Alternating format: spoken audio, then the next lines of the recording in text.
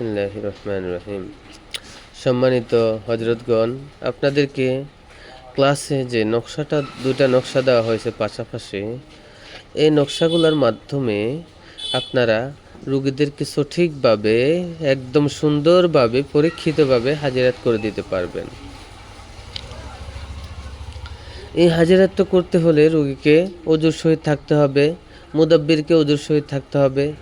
রুগী এবং মুদাব্বির উভয়ে 7 বার ইস্তেগফার, 7 বার দুরূদ শরীফ পড়বে।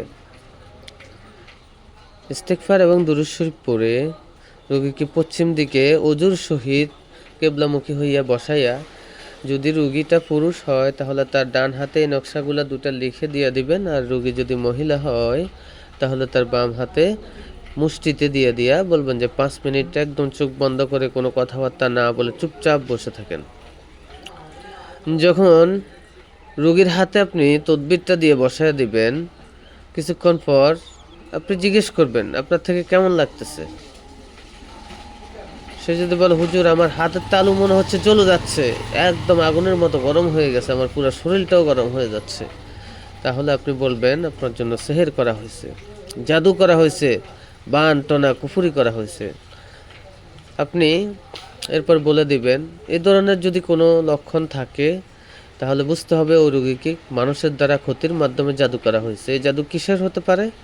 মরণ বান হতে পারে, বিচ্ছেদ জাদু হইতে পারে, শরীরে জ্বালা পোড়ার জন্য হইতে পারে, নিদ্রা বান হইতে পারে, শুকনা বান হইতে পারে, তারপরে কুফুরি বান হইতে পারে, তারপর যে অগ্নিবান হইতে পারে, তারপরে যে হচ্ছে তাকে পাগল করে দেওয়ার জন্য বান হতে পারে। রোগী কোন বিষয় নিয়ে আপনার কাছে হাজিরা দেখতে আসছে ওই বিষয়টার উপর ডিপেন্ড করে আপনার জাদুটা হবে। যদি সে বলে যে আমার ফ্যামিলিতে অশান্তি, বাচ্চা কাচ্চা কথা শুনে না, আমার স্বামী আমাকে মারধর করে, তাহলে বিচ্ছেদ জাদু। সে যদি বলে হুজুর আমার ঘুম হয় না, সারা রাত জেগে থাকি, ঘুম আসে না, খালি চিন্তাগুলো মাথার ভিতর ঘুরপাক খায়, তাহলে তার নিদ্রাবান। কেউ যদি বলে হুজুর আমার সারাটা শরীর জ্বালা পোড়া করে, তাহলে বুঝতে হবে তার জন্য আগুন বান মারা হয়েছে। এভাবে বুঝতে হবে হজরতগণ। আর যদি কেউ বলে যে আমার শরীরটা কাঁপতেছে, আমার মাংসগুলো লাফাচ্ছে, কেমন জানি লাগতেছে, ভালো লাগতেছে না, তাহলে তার জিনের আসর, এটা বুঝতে হবে। আর কারো যদি বলে যে আমার হুজুর আমার পায়খানার চাপ আসতেছে, বমি বমি ভাব আসতেছে, আমার শরীরটা খুবই জ্বালা যন্ত্রণা, অস্থির হয়ে উঠতেছে, তাহলে বুঝতে হবে জিন এবং জাদুর মারাত্মক লেভেলের সমস্যা, ভয়ঙ্কর সমস্যা। এই যে তিনটা বিষয়, এই বিষয়গুলো ভালো করে আমাদেরকে খেয়াল করতে হবে। খেয়াল করে রোগীকে ট্রিটমেন্ট দিলে ইনশাআল্লাহ রোগী সুস্থ হয়ে যাবে। 2 নম্বরে আপনাদেরকে একটা তসবির মাধ্যমে হাজিরাতের কথা বলা হয়েছে। একটা কথা বলতে ভুলে গেছি, সেটা হচ্ছে তসবিটা একদমই কিনে নেবেন। পাথরের তসবি হলে ভালো হয়, কিনে নিয়ে ইস্তেগফার করবেন, আস্তাগফিরুল্লাহ আস্তাগফিরুল্লাহ, এবার 7 বার পরে 7টা ফু, সাল্লাল্লাহু আলাইহি সাল্লাম সাল্লাল্লাহু আলাইহি ওয়াসাল্লাম, 7 বার পরে 7টা ফু দিবেন।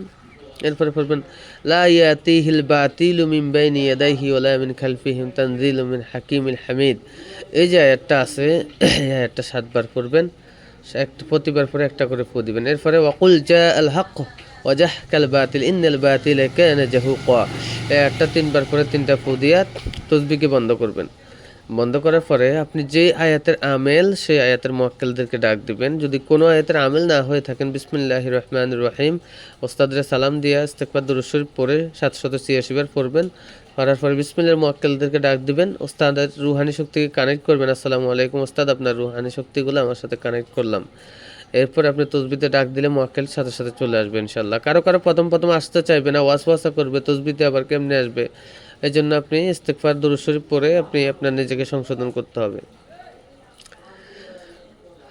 3 নম্বর হাজিরাত হচ্ছে কাশফের হাজিরাত। যদি কোনো মুদাব্বির অথবা কোনো তুলারাশি ব্যক্তি হয়ে থাকেন, তার কাশ খোলা থাকে, নিয়ামতপ্রাপ্ত হয়ে থাকেন, তাহলে তার কাশফের ভিতরে ঢুকিয়া ইস্তেগফার দুরূদ শরীফ পড়া ওই রোগীকে কলবে নিয়ে আসতে হবে, আয়না স্মরণ করতে হবে এবং ওই রোগীর দিকে তাকাতে হবে চোখ বন্ধ অবস্থা। তাকানোর পরে তার সাথে কি কি সমস্যা আছে, কয়টা তাবিজ আছে, কোথায় লুকানো আছে, জিন কয়টা আছে, সবগুলো আপনার চোখের সামনে আয়নার মতো, স্বপ্নের মতো সবগুলো সামনে ঘুরতে থাকবে, আপনি এটা দেখে দেখে বলবেন। 4 নম্বর হাজিরাত, রুগীকে কাশফ খোলায়, বিশেষ অবস্থায় এনে কাশফ খুলে তার হাজিরাত দেখা। এই ক্ষেত্রে বিশেষ করে হচ্ছে যেসব রোগীরা খুব বেশি জিন এবং জাদুতে আক্রান্ত, বারবার জিন শরীরে আসে, বারবার চলে যায়, সারাটা শরীর জ্বালাপোড়া করে, অস্থির লাগে, ভালো লাগে না, ঘুমাইতে পারে না, খাইতে পারে না, সব কিছু বন্ধ হয়ে যাচ্ছে, শুকিয়ে যাচ্ছে, বিভিন্ন সমস্যা হচ্ছে, তাহলে ওই রুগীকে বসিয়ে ইস্তেগফার দুরূদ শরীফ পড়াইয়া 11 বার তারপরে আপনি অজু করে বসাবেন, প্রথমে ইস্তেগফার দুরূদ শরীফ পড়াবেন, তারপরে আপনি 33 আয়াত পরে রোগীর চোখে ফু দেওয়ার সাথে সাথে তার কাশফ খুলে যাবে।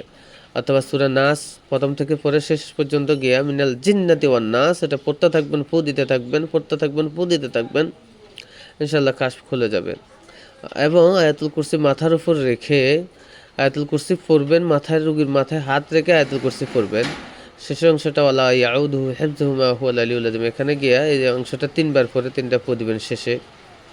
মহিলা হলে হাত মাথা থেকে একটু দূরে রাখবেন, আর পুরুষ হলে মাথায় হাত দিয়া তারপরে পড়বেন। এরপরে জিজ্ঞেস করবেন যে কী দেখতেছেন, কী দেখা যায় দেখেন তো, গাছপালা, নদী নালা, পাহাড় পর্বত, মানুষ, ছাগল, সাপ, ব্যাঙ কিছু দেখা যায়?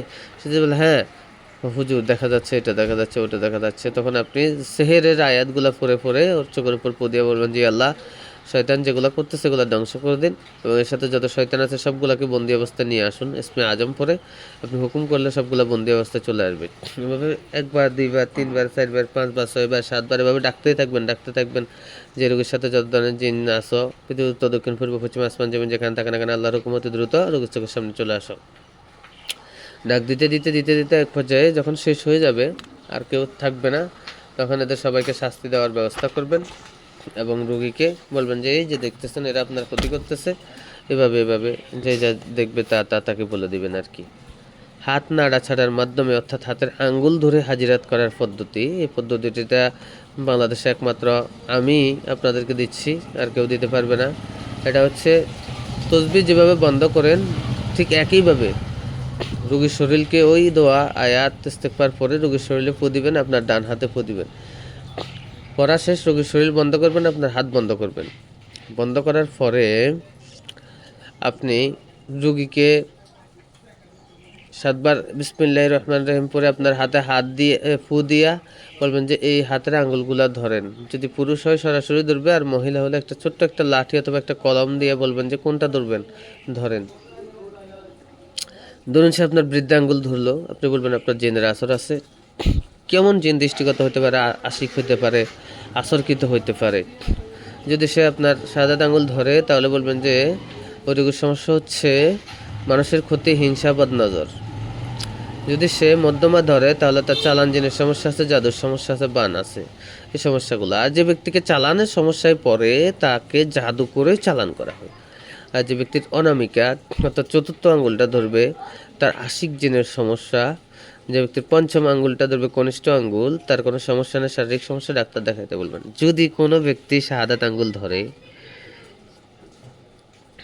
যদি কোনো ব্যক্তি মধ্যমা আঙ্গুলটা ধরে অর্থাৎ চালানের সমস্যা, তাহলে বুঝতে হবে যে চালানটা কোন পক্ষ থেকে এসেছে। এই জন্য আপনি আবার তাকে আরেকটা পরীক্ষা করবেন। আপনি শাহাদাত এবং মধ্যমা আঙ্গুল দিয়ে বলবেন যে এখান থেকে আরেকটা আঙ্গুল ধরেন। এরপরে সে যদি শাহাদাত আঙ্গুল ধরে তাহলে মানুষের পক্ষ থেকে ক্ষতি করা হয়েছে চালান, আর যদি মধ্যমা ধরে তাহলে জিনদের পক্ষ থেকে জিনের মাধ্যমে চালান আসছে। অনেক সময় হয় কি যখন আপনি চলাফেরা, আপনি নর্দমায় কিছু পালাচ্ছেন অথবা জানালা দিয়ে কিছু নিক্ষেপ করলেন, ইট মারলেন অথবা নোংরা পানি ফেলালেন, জিনদের গায়ে পড়লে তখন তারা রাগান্বিত হয়ে কিছু জিন চালান করে দেয়, এবং এইরকম রোগীদেরকে সুস্থ করা খুবই কষ্টসাধ্য হয়ে পড়ে, তবে সুস্থ হয়ে যায় ইনশাআল্লাহ।